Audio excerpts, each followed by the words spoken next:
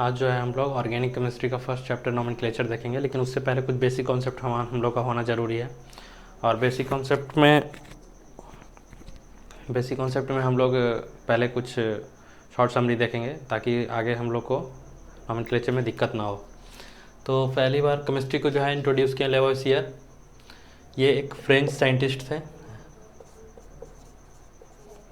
1740 through 1793। इस period में इन्होंने जो केमिस्ट्री का डिफिनीशन दिया वो था nature of compound is entirely different from nature of its component element. मतलब जो नेचर में एग्जिस्ट करता है, जैसे एक एग्जांपल है NaCl है। NaCl Na पे प्लस चार्ज होता है और Cl पे माइनस चार्ज होता है। दोनों प्लस और निगेटिव, पॉजिटिव और निगेटिव मिलकर डिफ्यूज हो जाते हैं। और जो हमें जो लास्ट में जो कंपाउंड हमें मिलता है वो है नमक, साधारण नमक जिसको NaCl बोलते हैं, जो हम लोग खाते हैं। इससे जो मिलता है वो NaCl मिलता है। ये होता है नमक आपका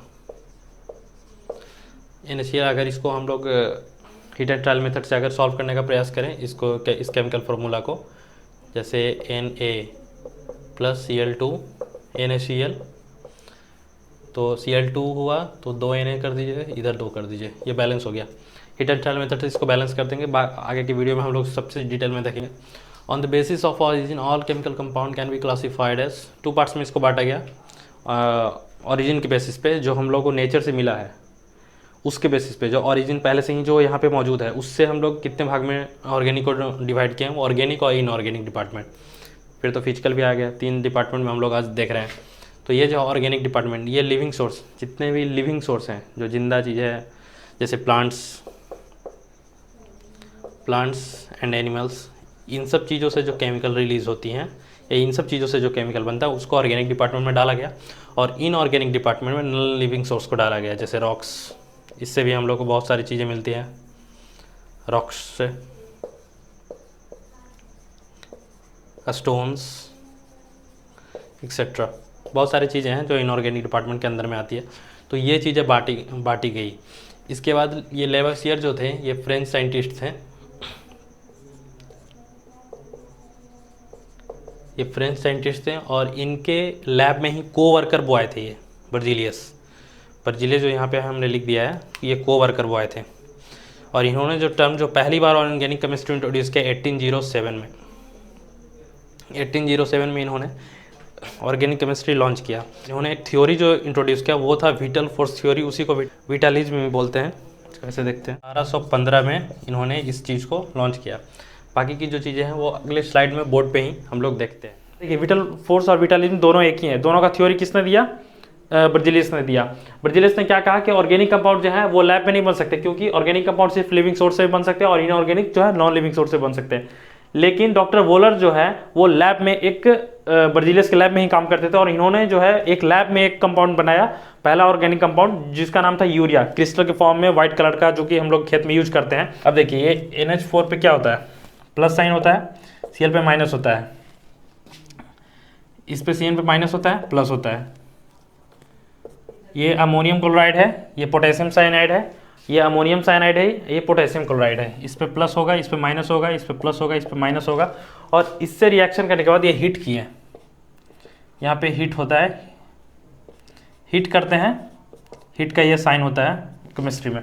तो ये हीट करते हैं, तो हीट करने के बाद ये कंपाउंड बनता है। 2 कंपाउंड को रिएक्शन कराया, हीट कराया अमोनियम क्लोराइड और पोटेशियम साइनाइड को, और इससे अमोनियम साइनाइड और KCl पोटेशियम क्लोराइड 2 कंपाउंड बना। और इसमें ये जो था ग्रे कलर का था, ये वाला जो था अमोनियम साइनाइड जो था वो ग्रे कलर का निकला।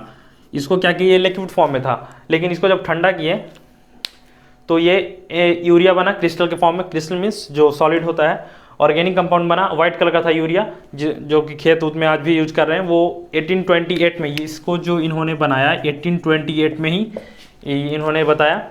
और इनऑर्गेनिक ये जो था अमोनियम साइनाइड, ये ग्रे कलर का था, इनऑर्गेनिक कंपाउंड बना।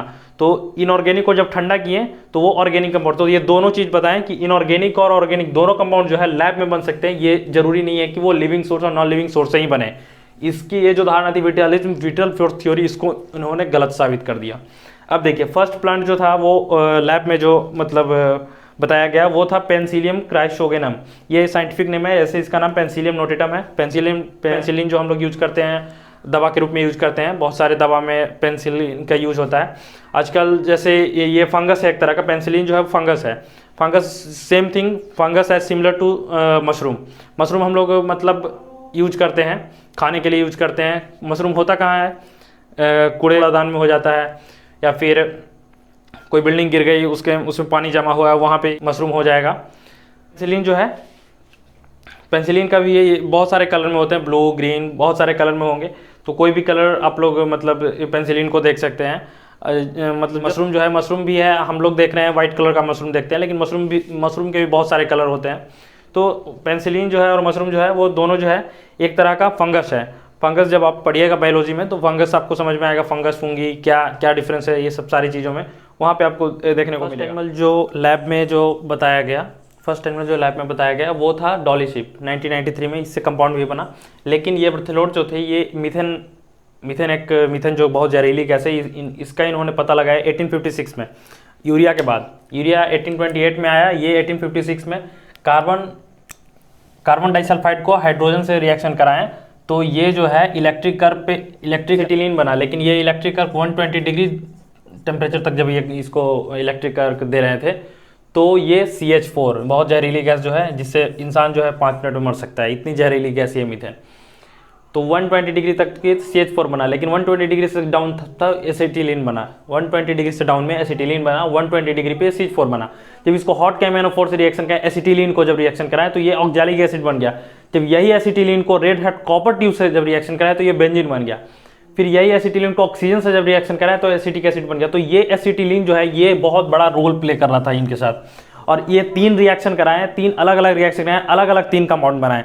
तो इससे ये जो है ये हीरो बनते जा रहे थे केमिस्ट्री के, ऑर्गेनिक केमिस्ट्री के फील्ड में। और इन्होंने जो है मीथेन का, जब से ये मीथेन बनाया तो ये मतलब बहुत चर्चे में आ गए। और इसके बाद जो है एक से बढ़कर एक ऑर्गेनिक कंपाउंड में, इतने ऑर्गेनिक कंपाउंड आज के डेट में बन चुके हैं लैब में कि हम लोग गिन नहीं पाए।